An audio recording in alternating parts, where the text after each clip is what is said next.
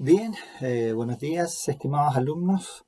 Ya reconocen que esta es una clase diferente. Estamos ante la contingencia que nos obliga a tener sistemas alternativos de enseñanza.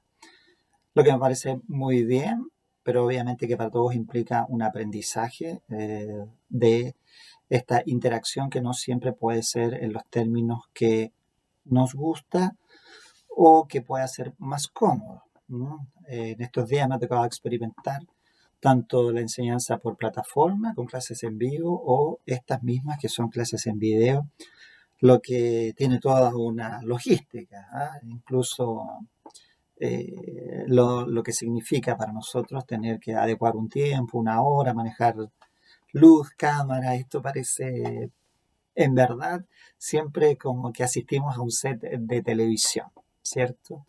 De hecho, ustedes me están viendo ahora y hay una disminución de la luz natural y por esa razón eh, también la imagen a lo mejor puede que no sea la óptima. Bien, pero bueno, así funcionan estos sistemas modernos y hay que adecuarse. Lo importante es que estemos cumpliendo todos eh, con lo que ya conversábamos la semana pasada. Esta es una situación coyuntural bastante fuerte y esperemos darle la seriedad que implica, sin ningún tipo de, eh, ¿cómo se diría?, connotación, sino que sea siempre en el orden sanitario, que es lo importante, ¿cierto? Hay gente que la está pasando bastante mal, hay países donde en verdad la situación es crítica y incluso estos mismos sistemas están ayudando a algunas personas a despedirse, como ocurre en Italia. Así que desde ya siempre hay que desear lo mejor para todos, para todas sus familias, para ustedes mismos, cuidarse mucho y por supuesto siempre un pensamiento, una reflexión para aquellos que están partiendo y un ánimo de fuerza para aquellos que están no pasándola tan bien. Bien, bueno, yendo a lo nuestro. Recuerden que nuestras clases las vamos a utilizar un módulo teórico y un módulo práctico. Ahora, el módulo práctico va a consistir en los trabajos que van a quedar en la plataforma que ha dispuesto la universidad que hablan del Google Classroom, así que yo voy a crear una clase que se va a llamar seguramente Derecho Registral 1 y se va a llamar Derecho Registral 1 o Registral 1 porque va a ser la primera online. La primera ya la tuvimos la clase anterior, pero para que llevemos un orden cronológico hasta que podamos recuperar y volver a estar presencialmente juntos. Bien, así que la buscan bajo eso, Registral 1. ¿Ya? Y seguramente va a tener esta clase que es la clase del video y además va a tener un material de trabajo que es la FON. El propósito de una clase a distancia o no presencial es que el alumno a la misma hora de la clase regular se instale en su casa y entonces haga el ejercicio de primero ver el video y luego de realizar el material hasta la hora que nosotros tenemos normalmente, eh, digamos, previsto por la escuela, que es hasta las 11:20. Esta es la primera muestra de disciplina que va a dar el alumno de aquí en adelante. Es decir, que es capaz de respetar el horario y de cumplir. Recuerden que esto va a pasar en algún minuto y la vida va a continuar para aquellos que están en este minuto, en este propósito, que es de estudiar. Y por lo tanto vamos a salir a servir y tenemos que hacerlo bien. Por lo tanto, eso significa desde ya tener el compromiso que esta clase se va a seguir en el horario regular. Bien, por esa misma razón yo lo anticipo, lo dejo también grabado, cosa que mañana ustedes en el horario de las 8:30 dispongan de este material y en el segundo módulo dispongan del material de trabajo. Bien, en cuanto a ya yendo al contenido, aquí hay un tema y lo hemos conversado ya la semana pasada al hablar acerca de todo el sistema patrimonial chileno. Cuando uno habla de los bienes y cuando habla del derecho registral, técnicamente está hablando de el patrimonio, del patrimonio y la significación que tiene el patrimonio en la vida de los sujetos. Ahora, el derecho toma esta significación, esta importancia y la transforma en norma. ¿Por qué? Porque así les da seguridad a quienes tienen un patrimonio. Siempre se los he dicho y no lo voy a desconocer, que efectivamente el tema patrimonial siempre va a tener una componente ideológica, ¿cierto? En el sentido de que el patrimonio se asocia directamente a la idea de efectivamente aceptar o no aceptar que tenemos propiedad privada y de aceptar que tenemos propiedad privada, cuál es el límite que ésta debe tener. El límite entre nosotros está dado, si lo tomamos por el 582, siempre va a estar dado por la ley, el derecho ajeno y por supuesto que la Constitución ha agregado la función social, ¿cierto? 3 límites a lo que significa tener patrimonio en Chile. Ahora, el patrimonio, lo sabemos, lo hemos dicho también en la clase anterior, se reduce, a lo mejor históricamente, a lo que es tener una propiedad inmueble. También hemos comentado que esta propiedad inmueble hoy día, a lo mejor si bien mantiene su rango, mantiene su relevancia, es claro que otros bienes han ido adquiriendo también un valor máximo. Pero bueno, como este derecho a registrar, nos enfocamos en esto, en los inmuebles. Analicemos entonces un poquitito de todo el aspecto constitucional que rodea al patrimonio. Y aquí, sin duda que hay que partir por el artículo primero de la Constitución. Ustedes saben, ahí ubicadas las bases de la institucionalidad. ¿Por qué? Porque el Estado tiene como un deber garantizar la adecuada autonomía. Y cuando uno habla de autonomía en derecho y en derecho privado, claramente sabemos de qué estamos hablando, ¿cierto? Para nosotros eso se traduce en la autonomía de la voluntad y esa autonomía es la libertad del individuo para desarrollar y de alguna manera ejecutar todos aquellos actos que sean convenientes a sus intereses. Y en eso es donde está la adquisición de la riqueza. Uno podría juzgar efectivamente si la adquisición de la riqueza se corresponde o no en un sistema o en otro. Aquí lo miramos desde una perspectiva objetiva, es decir, de la perspectiva que el ordenamiento está y es el que estamos estudiando, sin perjuicio que ahora, bueno, ya no vamos a hablar de abril, sino que vamos a hablar de octubre, cuando efectivamente se plebiscite la idea de ir o no a una nueva constitución. Mientras tanto, tenemos que hablar del derecho objetivo y el derecho objetivo es la autonomía, lo que nos permite hoy día adquirir riqueza. Entonces, el puntapié inicial del ordenamiento jurídico es para estos efectos que estamos estudiando está en el artículo primero de la Constitución. Y de ahí saltamos de inmediato al artículo 19, ¿cierto? Donde están aquellas garantías con lo que decíamos nosotros que efectivamente la Constitución asegura. ¿Y qué asegura? Aquí lo primero, creo yo, haciendo un orden, es el artículo 19, número 21, la libertad económica, que es la que permite ejecutar actos. Para algunos que no hayan pasado, pero aunque creo que por Maya ya deberían todos haber pasado el curso de obligaciones, aunque visualizo en ustedes algunos que están recién partiendo en el curso de obligaciones porque pasaron de bienes, ¿cierto? Bueno, cuando uno habla de las obligaciones y habla de su objeto, eso sí se ve en acto jurídico también, sabemos que hay un dar, hacer y no hacer como objeto de la obligación. Ahora, en el caso de la libertad constitucional para la ejecución de actividades económicas, obviamente que estos 3 objetos aparecen, porque ahí es donde está la libertad para ejecutar. ¿Y qué ejecuto yo? Actos que me permitan adquirir cosas, que me permitan ejecutar actividades o que me permitan en algún minuto ejecutar actividades que impliquen inclusive omitir, ¿bien? Porque son los objetos normales de la obligación. Por esa razón, entonces, es que esta norma resulta fundamental, porque garantiza entre lo que nosotros tenemos como sistema jurídico, la circulación a través de los actos. Ya vamos a llegar a otra norma donde hablemos de los bienes, pero aquí de el acto puede ser celebrado. Y es la única forma, al menos en un sistema como el que tenemos, de generar patrimonio.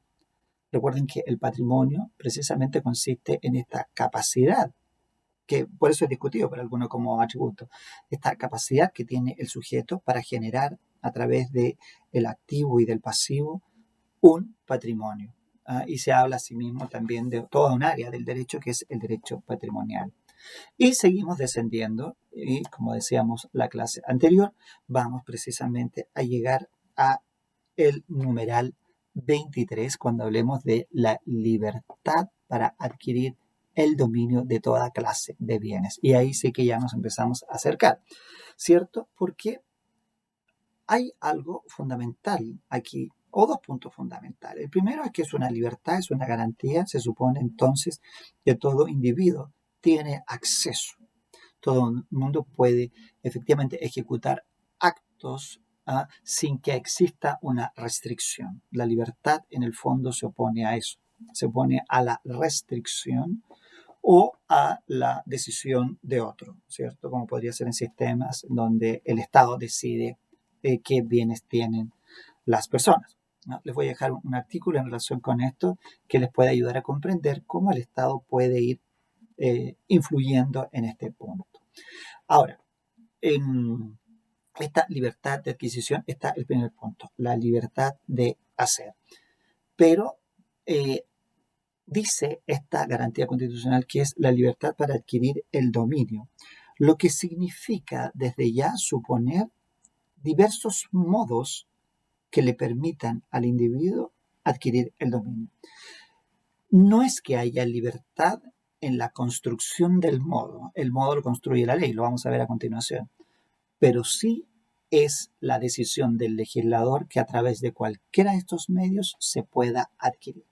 Obviamente que están las limitantes de aquellas cosas que son comunes a todos los hombres o de aquellos que la ley restringe y así lo declara, ¿cierto? Eso forma parte de estas restricciones o de esta disminución de la libertad que obviamente es necesaria.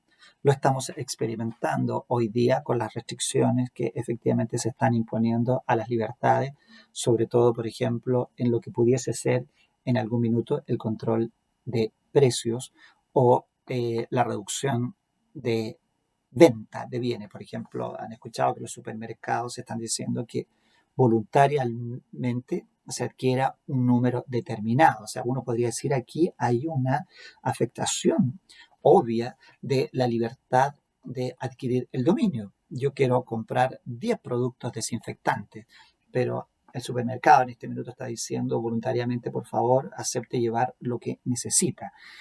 Ahora, si eso no se cumple voluntariamente, obviamente que a través de la Constitución, ven ustedes mismos que el legislador autoriza que puedan haber restricciones, obviamente con miras a un bien mayor.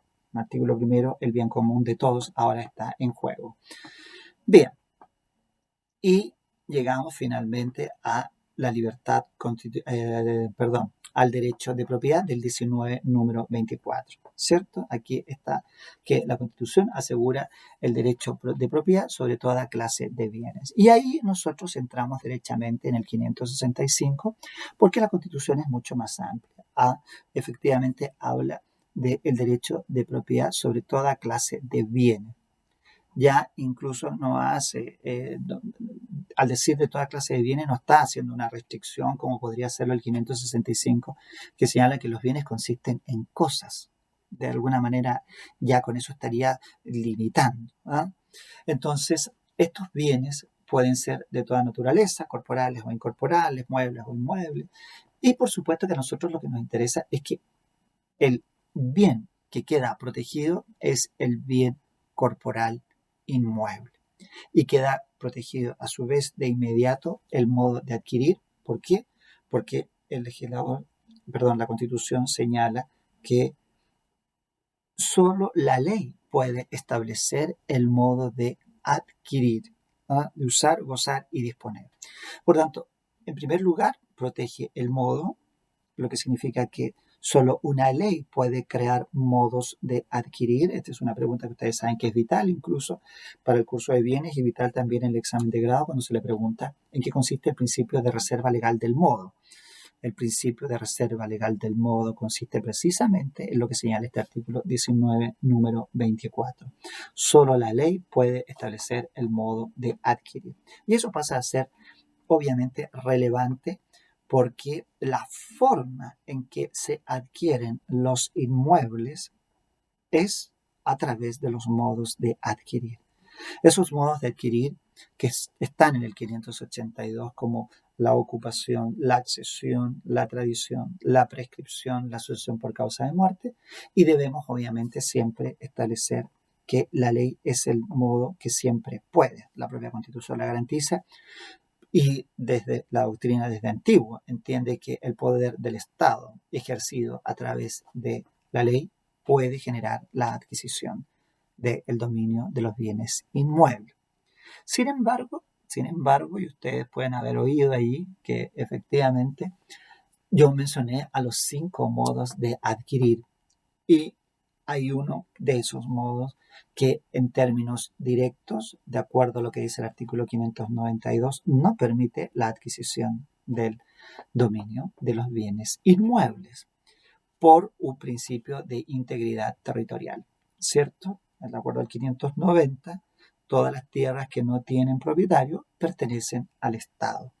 Este principio de integridad territorial pasa a ser fundamental a la hora de estudiar, obviamente, todo lo que es el sistema inmobiliario chileno, porque lo que no sea del Estado significa que está en manos de un particular. Y al estar en manos de un particular significa, primero, que el ordenamiento reconoce la propiedad privada en ese mismo artículo 590 y segundo, que hay libre circulación de esa propiedad privada. Es decir, claramente, si no hay si existe un particular que quiere tener una propiedad, puede perfectamente adquirirla de otro particular.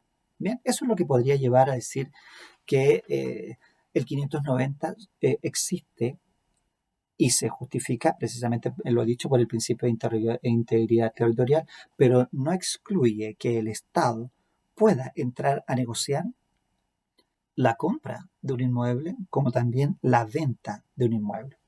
Obviamente que la forma en que se realice será parte de lo que el derecho administrativo establece para cómo el Estado adquiere patrimonio o pierde patrimonio.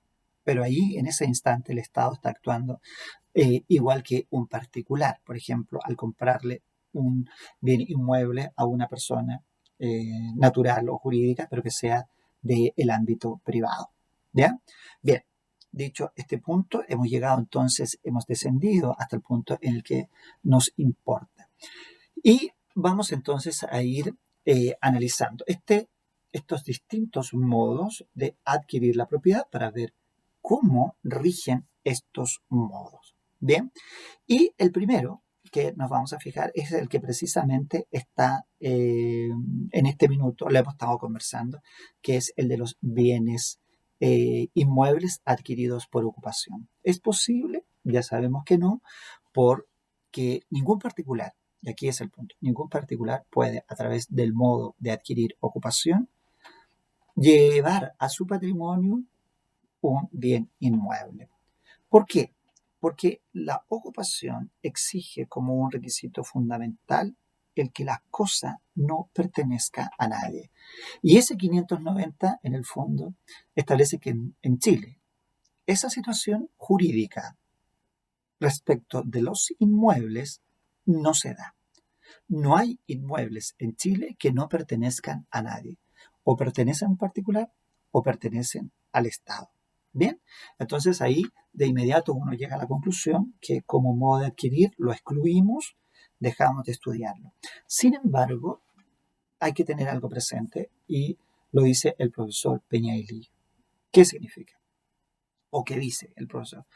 Que efectivamente pudiese darse la posibilidad de una adquisición si es que el particular entra en posesión del inmueble. ¿Y por qué decimos esto? Porque el 590 lo que protege es el dominio del Estado, pero no lo protege en la posesión. De manera que si por alguna razón, no sabemos cuál, después podría verse, incluso podría discutirse eso.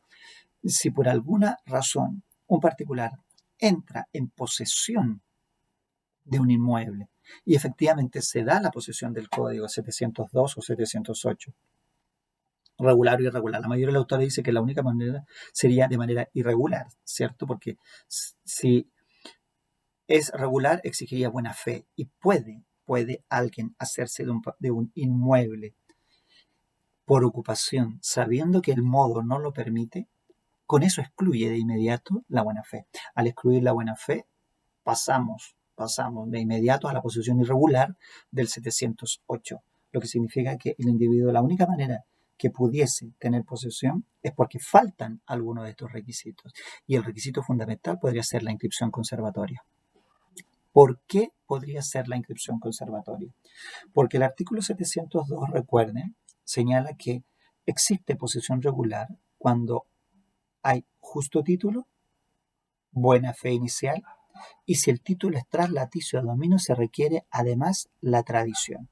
Y si la tradición de los inmuebles, según el 686, se verifica por inscripción conservatoria, cuando no hay inscripción conservatoria no tenemos el requisito tercero, pero sí tenemos el requisito 1, o podemos tenerlo justo título, y el requisito 2, buena fe. Entonces, si tenemos esos dos, estaríamos en el 708, es decir, cuando falta alguno de los requisitos, lo que significa que esa persona podría adquirir ese inmueble por prescripción extraordinaria, 2510, ¿cierto? Que son 10 años. Esa discusión es la que algunos autores han sostenido respecto de si la ocupación puede o no servir. Ahora, lo que los autores, digamos, para sostener que el 590 es íntegro en su aplicación, señalan que es muy difícil que se llegue a tener posesión de un inmueble, supongamos que sea fiscal, por decirlo así, porque por el principio de integridad territorial. Porque para que tenga la posesión tendría que darse el requisito de corpus y ánimos, de tenencia y cuerpo, ¿cierto? Y no lo puede tener si no tiene la inscripción, según algunos. Ahora, si leen a Peñaguilillo o algunos otros autores van a ver, que ahí se habla de apoderamiento o simple instalación, ese último término del profesor Peñaguilillo, que podría darse esta figura. Pero dicha toda esta discusión o debate, al menos por regla, por norma y como principio general, la ocupación no serviría para adquirir el bien inmueble. Bien, ya, dejamos hasta aquí este primer punto y entonces en un segundo video vamos a tratar de analizar el segundo modo, que es la accesión. Bien, quedemos hasta allí.